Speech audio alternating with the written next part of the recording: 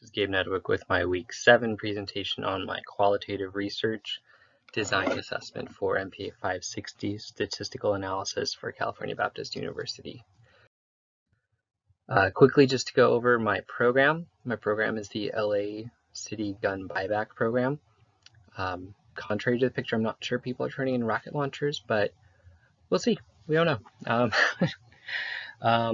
Some of the aspects for my my qualitative research that I could look at. Obviously, since this one wouldn't be focusing as much on like the numbers like my quantitative research would be, what I could look at for this is the effects of like mass shootings or school shootings, things like that, and see if that has an effect on people's mentality or how likely people would be to sell their guns back based on how they feel about situations like a school shooting or a mass shooting, like I said. Yeah. The qualitative design choices for this could be looking at the phenomenology or grounded theory. The phenomenology, just because, excuse me, it could focus on the phenomenon of the mass shootings and how that affects people into thinking that maybe them personally owning guns might not be the best thing to have in the house. If there's a school shooting, maybe people could think that having a gun in the house could be more likely to cause children within their house to find the weapons and could cause a tragedy in the family or something like that. And the grounded theory, it's studying the experience of that situation. So it's the grounded theory is looking at only the data collected from this qualitative research or study.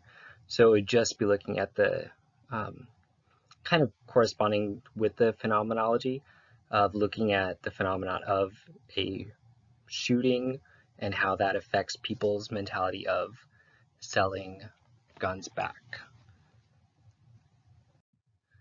For a data collection, the easiest way for something like this would be to do an interview, preferably a one-on-one interview, so it doesn't necessarily affect people's opinions or thoughts if you're having a panel interview like that weird little clip art that I found. But if you have a panel, somebody could say something that could cause somebody to think, oh wait, maybe that's why I chose this, instead of being led to that conclusion on their own. So individual interviews, or it could even just be a questionnaire handed to people during a gun buyback event. Some reliability or validity concerns as far as this method.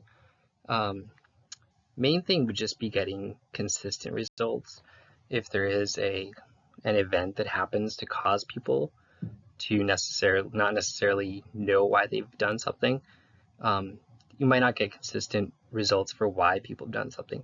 And if there's a questionnaire or an interview, it would be difficult for the interviewer to not kind of lead somebody to that conclusion.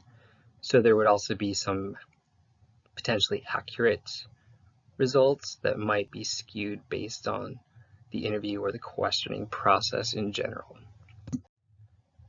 So yeah, thank you for watching. And there were supposed to be graphics on the slide, but there aren't.